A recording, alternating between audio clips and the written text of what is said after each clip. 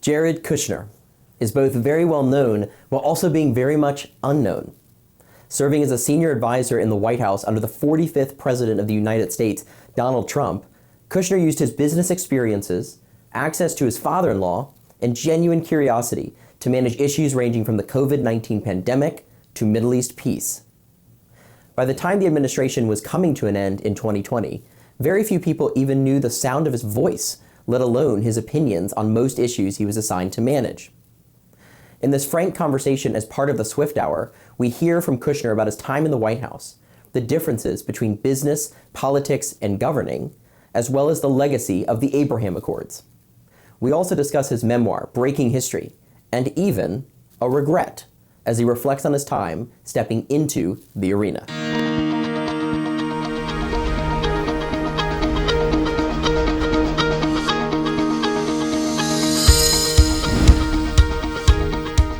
Jared, thank you so much for coming to Concordia.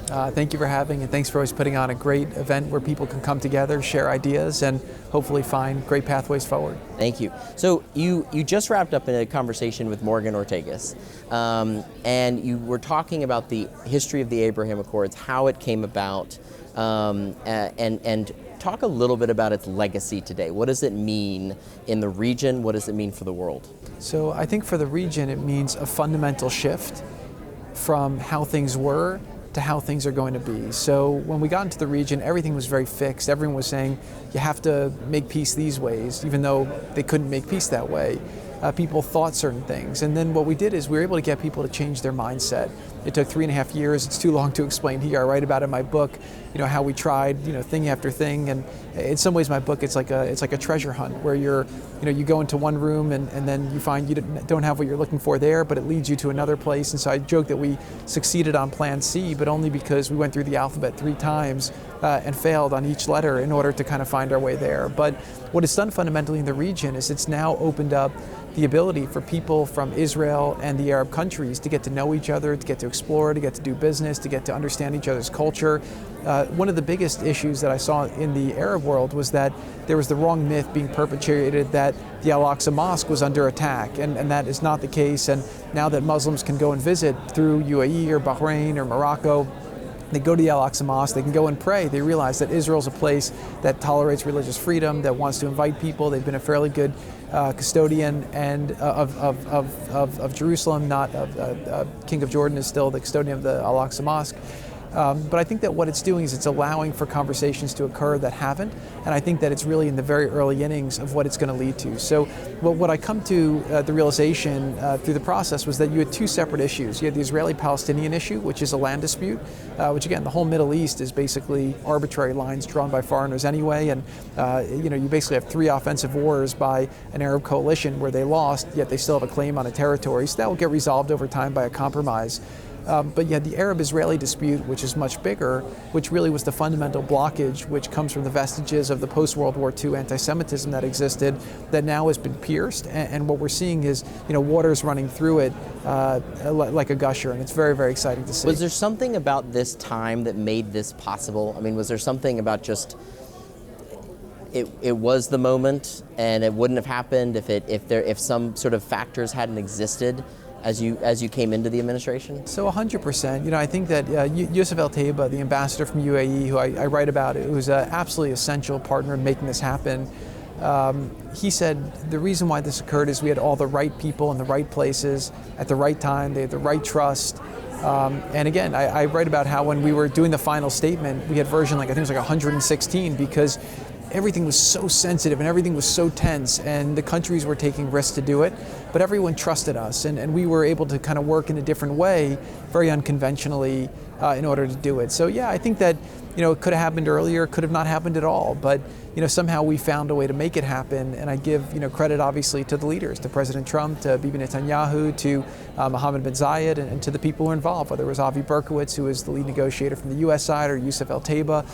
There was a tremendous amount of people who defied gravity time and time again in order to make miracles happen. But we were committed to finding a way forward. And when everyone told us we were crazy, when everyone told us we were doing it the wrong way, the media would criticize, and the New York Times kept calling on me to resign or to stop doing it, saying I was going to lead to wars.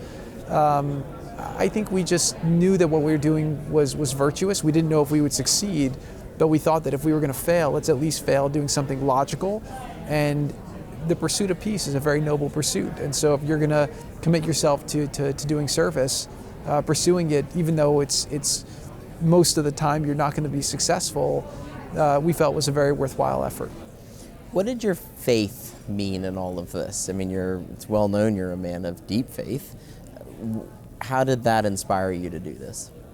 I think in some ways it took pressure off me, knowing that, whether you're going to, all you can control is that you do your best and that you try to make the most of every opportunity you see, and you don't stop working, and you don't, you always pick up the phone, you always make the extra trip, you take the extra meeting.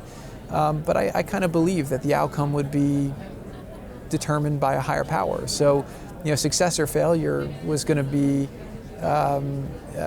I never thought about success or failure. I just thought, am I doing everything that I'm supposed to do and everything I can do to try to achieve the objective that, for whatever reason, I mean, just the notion that, my grandparents survived the Holocaust, a lot of their family was murdered by the Nazis. My grandmother had to watch some of her family members be shot in the head in the town square, and then clean the blood with rags with some people while the Germans played violin music, and then they slept in the woods, escaped the Nazis, joined the resistance fighters, came to America as refugees, and then, my family, was very fortunate to live the American dream. And then my father, unfortunately, who's an incredible person, had a family dispute. He went to prison for a year, and then 10 years later, I'm working in the office next to the President of the United States, and I'm able to work on prison reform, and he's asking me to work on issues in the Middle East. So I just believe in life you have to have a lot of faith that, that God will give you what you need, even when sometimes you have bad things happen. You have to believe that that's what you need in order to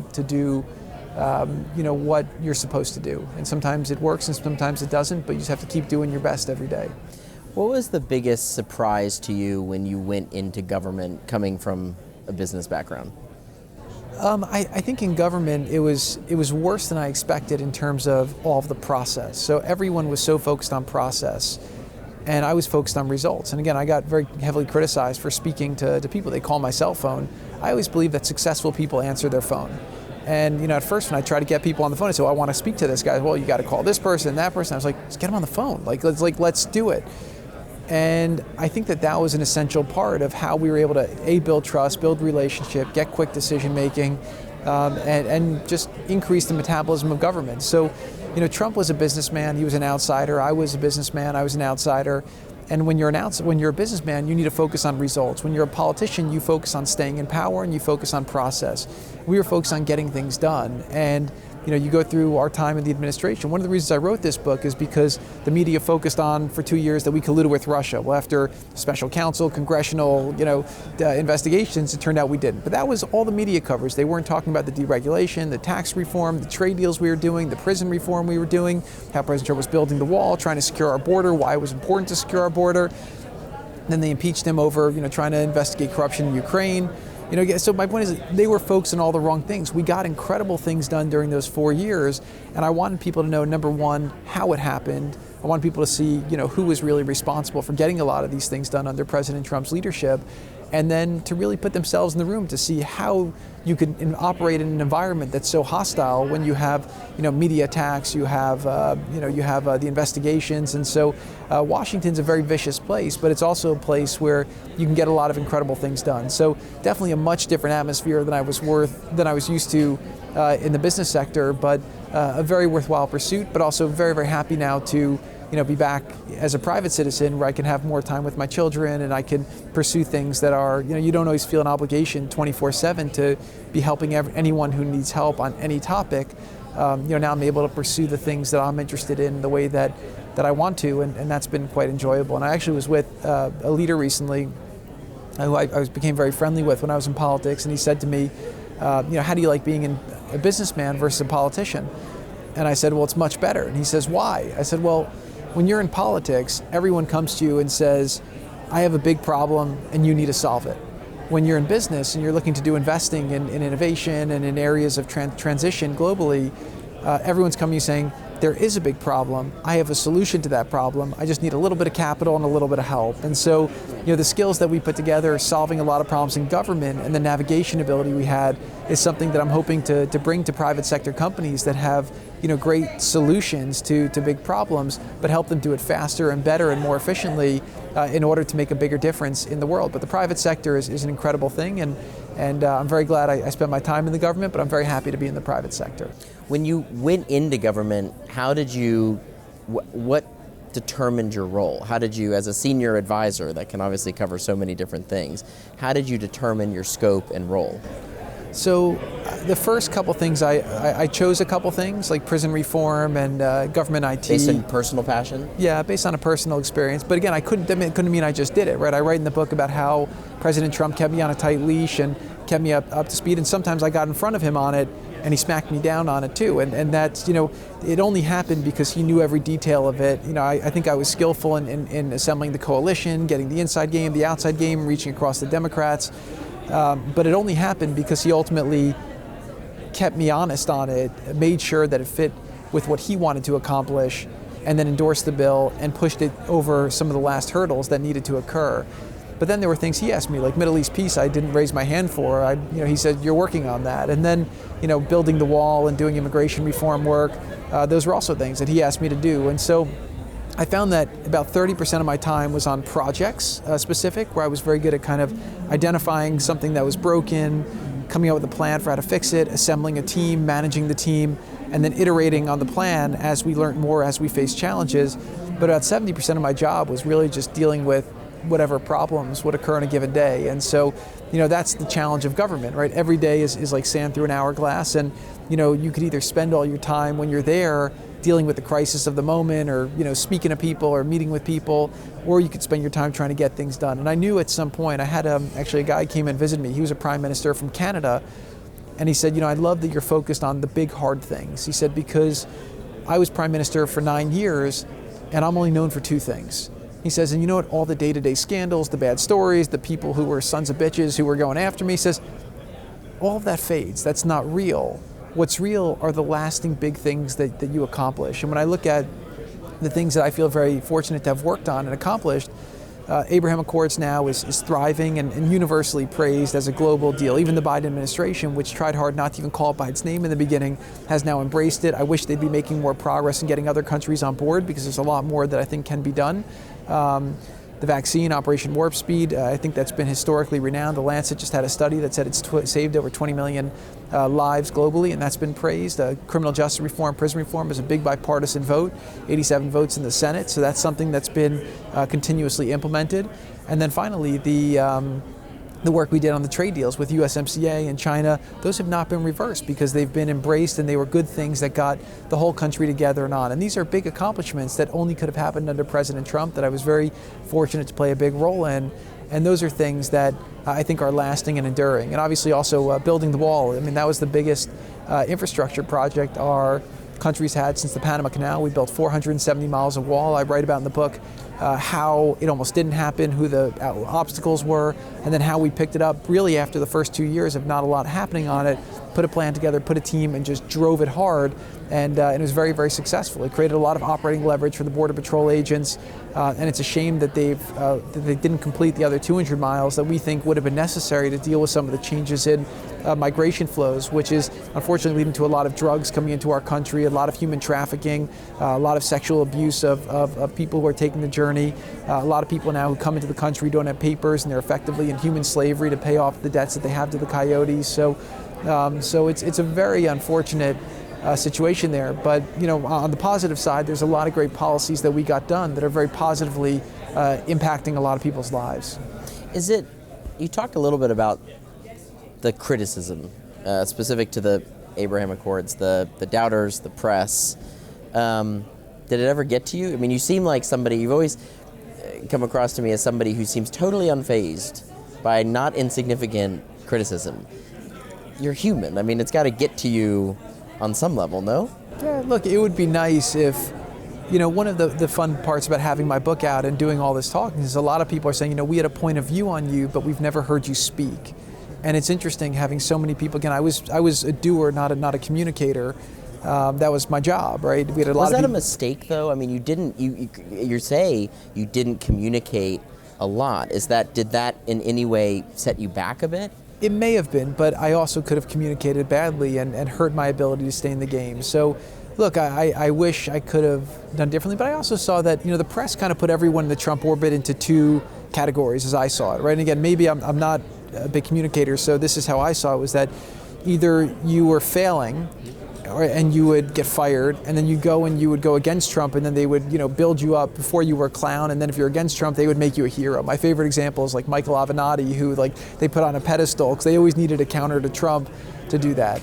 The other example He's of now people, in prison, I believe, right? Yes, yeah. for basically extorting a porn star and a corporation and Nike, yeah.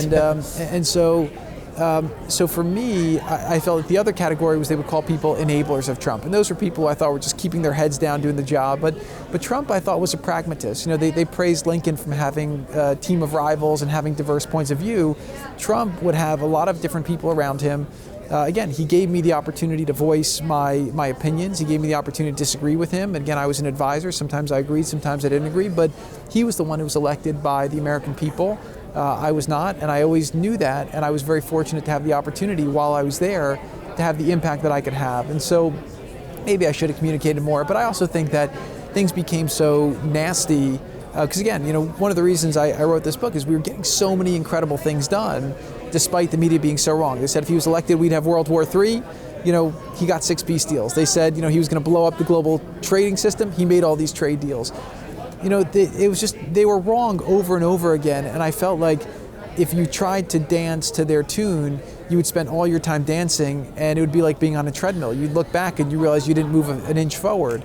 And so I just felt like I only could do what I could do, and you have to be who you are, play to your strengths. And my strengths was that I'm somebody who is good at, figuring out problems. I like puzzles, and how do I maneuver pieces in order to accomplish objectives. And so I just said, do that. And then, a lot of people would focus on getting a good perception, but if you didn't have a good reality, I felt like there's always gravity in the world, and you have like a reversion to gravity. So my sense was do good things and let people judge for themselves what that is. Maybe I should have communicated more or less, but it wasn't my natural skill. But I'm very interested in your answer to this. There was an air of mystery about you. I remember when you did a press conference, and I remember so many people saying, I didn't even know how his voice sounded. Was that to your advantage in negotiations? Well, the good news is that people trusted me around the world. People knew that and by the way, on the Hill too, so I'd get calls from Democrats, I'd get calls from Republicans, I'd get calls from foreign leaders. I mean, there's one thing, I think this made the book, or maybe it got cut out, but after the Zelensky situation where Trump said, okay, you know what, they're going to impeach me, release the transcript, I said nothing wrong. But then I got a call on my phone from Boris Johnson saying, hey, Prime Minister of England, saying, hey, Jared, I want to tell the president this, but I don't feel comfortable going through the White House situation room now. I know with you nothing leaks, right? So I want to give you this message. Can you relay to the president? So I had stuff like that all the time where people knew that nothing with me ever got to the press. And even I took great pride when, with Bob Lighthizer and I, they were writing about the USMCA, and they said, all the facts coming out, but the only people who really know what's going on are Lighthizer and Kushner, and they've been leak-proof.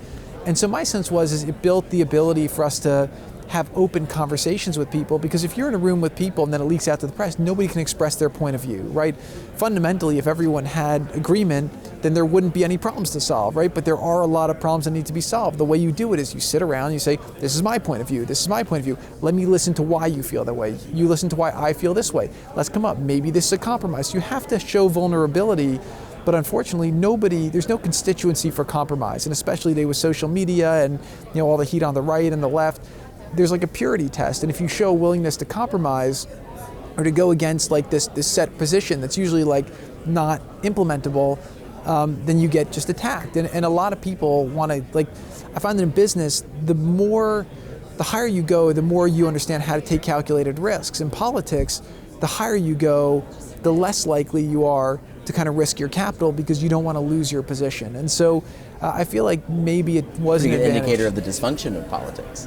Maybe, but you know what? We got a lot of things done. So I just feel like part of why I wrote this book is I hope that people from a business background do go to Washington and don't allow the career politicians to keep them out. And if they do, I hope that they read this book and avoid the mistakes that I made. And I hope that by learning from the lessons that I did, they can accomplish even bigger things than I was able to accomplish. And I write in the book several examples of how whenever I was in a very lonely situation with a problem that I thought was unprecedented, I'd go back, I'd read history, I'd find a parallel before. Like, we were doing an impeachment. I went back and I read a couple books on the Clinton impeachment, and I said, this is obvious, right? Leon Panetta was a superstar chief of staff, and I saw how he organized the White House to fight it. They were successful in doing it.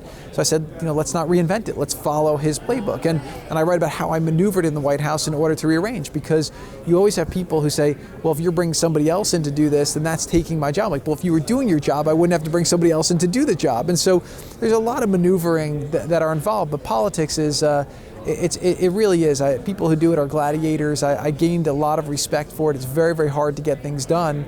But when you do get things done, you can impact a lot of people in the whole world for a very positive. So for me, it was the honor of a lifetime to be able to work in the White House with President Trump, and to work with so many incredible people, shoulder to shoulder, and very proud of the accomplishments. And that's, again, I hope people read the book and really get a chance to understand what it was like to be in that situation. It's called Breaking History. What was the biggest thing you learned about yourself in writing the book?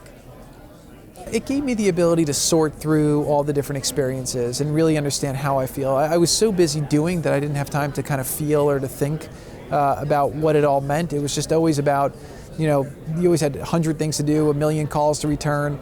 And just, I tried to, whenever I'd have time to think, I would think, how am I going to accomplish an objective, not how do I feel about what happened. So spending the time putting it down was great, but mostly it leaves me with a lot of confidence that, again, I don't know why I took on all these crazy problems. I guess, I was willing to do it. And I guess it leaves me with a lot of confidence that, that the really hard problems can be solved if you have the right people focusing on them, if they have the will to accomplish things, and if they have the backing and support of the president. And so, again, I think that people too often say, well, that's the way things are and they have to be this way. But it's the way they've always been. But I've seen that things can change. I'm very optimistic. I'm very optimistic about the potential of America and this country. I'm very optimistic about the opportunity for peace in the world.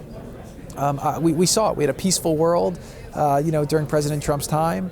And I do think that the media has to, and a lot of people who are experts in Washington have to get over their Trump derangement syndrome and then say, okay, let's take the stuff that we didn't like out and say, what did he do that achieved results? And how can we learn from some of the things of the administration to say, okay, maybe we were still Democrats or maybe we're independents, but let's take the things they did that worked and let's implement them, because when Trump won, it wasn't just the Republicans who won, it was America who won. When Trump lost, it wasn't just, just the Republicans who would lose, it's America who would lose. So again, same thing with Joe Biden today. Again, you want to root for him to do good policies, to succeed, because again, as a country, even though people disagree on certain policies, we're all part of the same country. Jared Kushner, it's great to see you. Thank you so much for coming to Concordia. Great. Thank you for having me, and congrats again on another incredible event. Thank you. So great. Thank you very much.